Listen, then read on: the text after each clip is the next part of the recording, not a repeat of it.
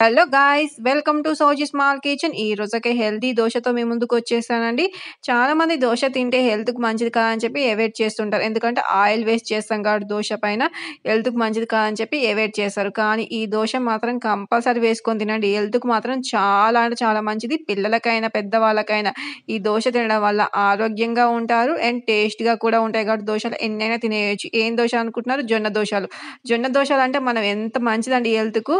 దీంట్లో ఫైబర్ అనేది ఎక్కువగా ఉంటది కాబట్టి, మనం ఎక్కువ శాతం ఈ జొన్న దోసలు వేసుకోవడానికి ట్రై చేయాలి. మనం డైలీ వేసుకునే బియ్యం దోసల కంటే కూడా ఈ జొన్న దోసలు ఇంకా టేస్ట్‌గా ఉంటాయండి. మనం జొన్న పిండితోని జొన్న రొట్టెలు కూడా చేసుకోవచ్చండి. కానీ చేసుకోవాలంటే చేయడం రావాలి కదా! చాలా మందికి చేయడం రాదని చెప్పి చేయకుండా ఇలా జొన్న దోసలు వేసుకొని తింటారు. ఎందుకంటే ఈ జొన్న దోసలైతే ఎలాగైనా వేసుకోవచ్చండి. మనం రోజు దోసలు వేసుకునేటట్టే వేసుకోవచ్చు కాబట్టి ఈజీగా అయిపోతే టేస్ట్‌గా కూడా ఉంటాయి. అదే రొట్టెలైతే చేత్తోని ఇలా ఒత్తి చెయ్యంతా నొస్తుందని చెప్పి చాలామంది కూడా ఆ జొన్న రొట్టెలనేది పెద్ద ప్రాసెస్ అని బయటనే కొనుక్కొచ్చుకుంటారు. అలా కొనుక్కొచ్చుకోకుండా మంచిగా ఇలా జొన్న దోసలు వేసుకొని తిని చూడండి. సూపర్ అంటే సూపర్ టేస్ట్‌గా ఉంటాయి. అందుకోసం 2 గ్లాసుల తెల్ల జొన్నలు తీసుకోండి. అలాగే 1 గ్లాస్ మినపప్పు.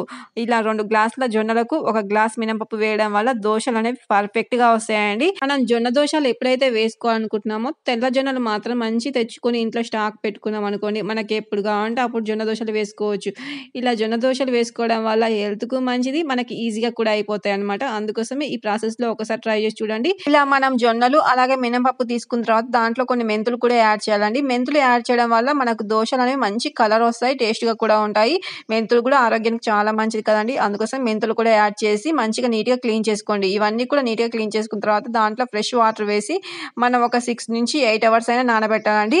ఇవి 6-8 అవర్స్ నానితేనే మనకు దోసలనేవి మంచిగా వస్తాయి. అందుకోసం మనం మార్నింగే ఇలా నానబెట్టుకున్నాం అనుకోండి, ఈవినింగ్ రుబ్బి పెట్టుకుంటే సరిపోతది. సేమ్ మనకు ప్రాసెస్ మొత్తం కూడా దోస ప్రాసెస్సే ఉంటదండి. కానీ మనకు చేసే పద్ధతి బట్టి చేసుకోవాలి. అంటే మనం కొలత ప్రకారం జొన్నలైనా, మనం మినపప్పైనా ఇవన్నీ కూడా కొలత ప్రకారం తీసుకున్నాం అనుకోండి, మన దోసలనేవి పర్ఫెక్ట్‌గా వస్తాయి. ఒక్కటి మాత్రం మర్చిపోకండి. మనం ఇలా దోసలు వేసుకోవాలనుకున్నప్పుడు తెల్ల జొన్నలతో మాత్రమే వేసుకోవాలండి. ఎందుకంటే పచ్చ జొన్నలనేవి మనం ఇలా దోసలు వేసుకుంటే కొంచెం వగరుగా ఉంటాయి. ఎందుకంటే పచ్చ జొన్నల పైన మొత్తం అది పచ్చదంతా ఉంటది కాబట్టి, అది నీట్‌గా క్లీన్ చేయకపోతే మనకు వగరనేది ఎక్కువగా ఉంటది. అందుకోసమే మనం ఈ పచ్చ జొన్నలనేవి దోసకు ఉపయోగించడం అంత బాగోదండి. ఏమైనా తెల్ల జొన్నలు మాత్రమే మనం దోసకు ఉపయోగించుకోవాలి. పచ్చ జొన్నలనేవి మనం మంచిగా రొట్టె చేసుకోవడానికి ఉపయోగించుకోవాలండి. ఆ పచ్చ జొన్నలు మంచిగా నీట్‌గా క్లీన్ చేసుకొని, మనం ఆరబెట్టుకొని, మంచిగా పిండి పట్టించుకొని, మనం రొట్టె చేసుకొని తిన్నామనుకోండి సూపర్ అంటే సూపర్ టేస్ట్‌గా ఉంటాయి. అందుకోసమే పచ్చ జొన్నలను ఎప్పుడైనా రొట్టెకు ఉపయోగించండి. ఈ తెల్ల జొన్నలను ఎప్పుడైనా మనం దోసకు ఉపయోగించుకుంటే చాలా టేస్ట్‌గా ఉంటాయండి. ఇలా 8 అవర్స్ నానిన తర్వాత వీటిని మంచిగా క్లీన్ చేసుకొని, ఇలా మనం మిక్సీ జార్‌లో మెత్తగా గ్రైండ్ చేసుకోవాలి. మనం మొత్తం కూడా మిక్సీ జార్‌లో వేసుకున్నప్పుడు కొంచెం కొంచెం వాటర్ యాడ్ చేసుకుంటూ మెత్తగా గ్రైండ్ చేసుకున్నామనుకోండి, మనకు పిండి అనేది మెత్తగా వస్తది. మన దోసలు కూడా పర్ఫెక్ట్‌గా వస్తాయి. చూస్తున్నారుగా మొత్తం కూడా ఇలా పిండిని మెత్తగా రుబ్బుకోవాలి. మరీ గట్టిగా రుబ్బుకోవద్దు. మరీ జొరకగా కాకుండా మనం దోస పిండి ఎలా రెడీ చేసుకుంటామో అలా రెడీ చేసుకోవాలండి. మొత్తం పిండిని రుబ్బుకున్న తర్వాత ఒక గిన్నెలో వేసుకొని మంచిగా కలుపుకోవాలి. కానీ ఇలా కలుపుకున్నప్పుడు మాత్రం ఒకటి మర్చిపోకండి. కొంతమంది నైట్ కలుపుకునేటప్పుడే ఉప్పేసి కలుపుకుంటారు.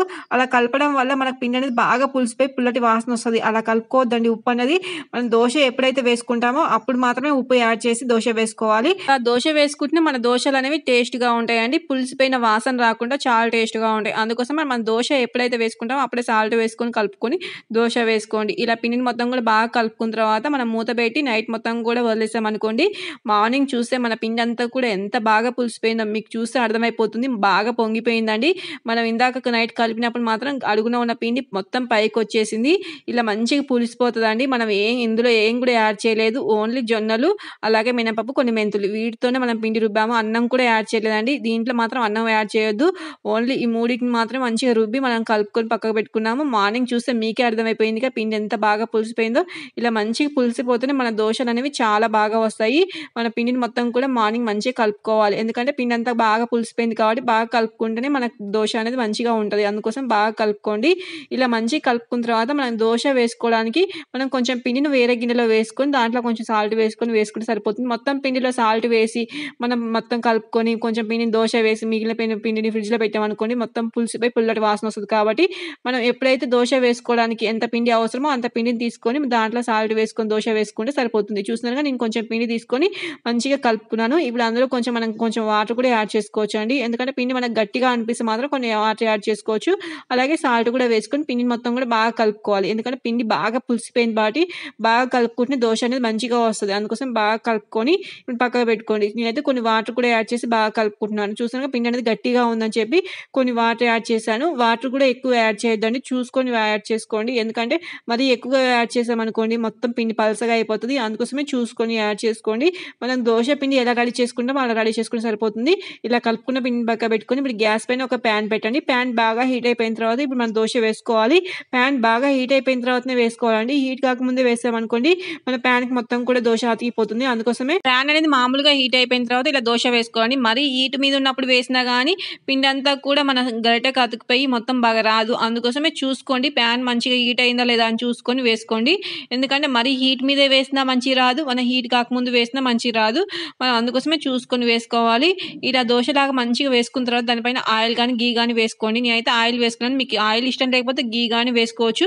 మనం ఘీ గానీ, ఆయిల్ గానీ వేయకపోయినా గానీ మన దోస అనేది మంచిగా వస్తదండి. పర్ఫెక్ట్‌గా వస్తది. ఎందుకంటే కొంతమంది ఘీ గానీ, ఆయిల్ గానీ తినడానికి ఇష్టపడరు. అలాంటి వాళ్ళు మాత్రం మనం ఏం వేయకపోయినా, ఆయిల్ వేయకపోయినా, ఘీ వేయకపోయినా మనకు ఈ జొన్న దోస అనేది మంచిగా వస్తదండి. ఒక్కసారి ట్రై చేస్తే మీకే తెలుస్తది. మీరు ఎప్పుడు చేసుకున్నా గానీ ఈ జొన్న దోసలు ఇలానే చేసుకొని తింటారు. అంత బాగుంటాయండి. ఇలా వేసుకున్న దోసని పక్కకు పెట్టుకొని ఇప్పుడు సేమ్ ప్రాసెస్ అండి. ఇప్పుడు సెకండ్ దోస కూడా అలాగే వేసుకుందాం. కానీ దీంట్లో కొంచెం స్పెషల్‌గా వేసుకుందాం. అంటే కొన్ని ఆనియన్స్ వేసుకుందామండి. మన జొన్న దోస పైన ఆనియన్స్ వేసుకోవడం వల్ల టేస్ట్ అనేది చెప్పలేమండి. మీకు చెప్తుంటే నాకు నోట్లో నీళ్ళొచ్చేస్తున్నాయి. అంత టేస్ట్‌గా ఉంటాయి. అందుకోసమే జొన్న దోస పైన మంచిగా సన్నగా కట్ చేసుకున్న ఆనియన్స్ వేసుకోండి. అలాగే క్యారెట్ తురుము గానీ, పచ్చిమిర్చి గానీ వేసుకున్నారనుకోండి ఇంకా టేస్ట్‌గా ఉంటది. హెల్త్‌కి కూడా చాలా మంచిది కదండీ. క్యారెట్ అయినా, ఈ ఆనియన్స్ అనేవి ఇయన్నీ కూడా మనం తీసుకోవడం వల్ల మన ఆరోగ్యానికి కూడా చాలా మంచిది కాబట్టి బయట తినేదానికంటే కూడా ఇంట్లో హెల్తీగా తయారు చేసుకొని తినడానికి ఎక్కువ ట్రై చేయాలి. అందుకోసమే నేనైతే క్యారెట్ తురుము ఇలా పచ్చిమిర్చి ఏం వేయలే కానీ ఒక ఆనియన్స్ మాత్రం వేసుకున్నాను. మీకు ఇష్టం ఉంటే క్యారెట్ తురుము కూడా పచ్చిమిర్చి ఇవన్నీ కూడా సన్నగా కట్ చేసి వేసుకోండి. ఇలా మొత్తం కూడా ఆనియన్స్ వేసుకున్న తర్వాత మంచిగా కొంచెం ఆయిల్ గానీ, ఘీ గానీ అప్లై చేయండి. మీకు ఇష్టం ఉంటే వేసుకోండి. లేకపోతే అవాయిడ్ చేయండి ఆయిల్ గానీ, ఘీ గానీ. ఇలా మంచిగా వేసుకున్న తర్వాత మంచిగా కాల్చుకున్న తర్వాత ఒక సైడు, సెకండ్ సైడ్ కూడా మనం మంచిగా కాల్చుకున్నాం అనుకోండి టేస్ట్ బావుంటుంది. మనం 2 సైడ్స్ కూడా బాగా కాల్చుకుంటే మనకు పచ్చి వాసన లేకుండా దోస అనేది చాలా బావుంటుంది. అందుకోసమే 2 సైడ్స్ కూడా మంచిగా కాల్చుకోండి. ఇలా బాగా కాలిపోయిన దోసని మనం మంచిగా వేడిగా ప్లేట్‌లో పెట్టుకొని తింటుంటే ఏదైనా చట్నీ అండి మీకు ఇష్టమున్న ఏ చట్నీ అయినా పెట్టుకొని తినొచ్చు. దీంట్లోకి పల్లి చట్నీ గానీ, లేకపోతే టమాటా చట్నీ గానీ, ఏదైనా మీకు ఇష్టమైన చట్నీ పెట్టుకొని తింటుంటే ఆ టేస్టే వేరండి. మంచి కారం పొడి నంచుకొని తిన్నా గానీ చాలా బావుంటుంది. అలాగే పప్పు కర్రీలోకి గానీ చాలా అంటే చాలా బావుంటుందండి. ఏ కాంబినేషన్‌లో తిన్నా గానీ ఈ జొన్న దోసలనేవి ఎంత టేస్ట్‌గా ఉంటాయో ఆరోగ్యానికి కూడా చాలా మంచిది కదండీ. హెల్తీ దోసలంటే ఇవేనండి. అందుకోసమే ఒక్కసారైనా ట్రై చేసి చూడండి. ఎలా వచ్చినాయో మనకు కింద కామెంట్ చేసి చెప్పండి. అలాగే మీకు గనక మన ఛానల్ నచ్చినట్లయితే లైక్ చేయండి, షేర్ చేయండి. అలాగే సబ్స్క్రైబ్ చేసుకోవడం మర్చిపోకండి. మన ఛానల్‌లో మంచి మంచి కుకింగ్ వీడియోస్‌ని చూడండి. మన ఛానల్ సపోర్ట్ చేయడం మాత్రం మర్చిపోకండి. Please support me.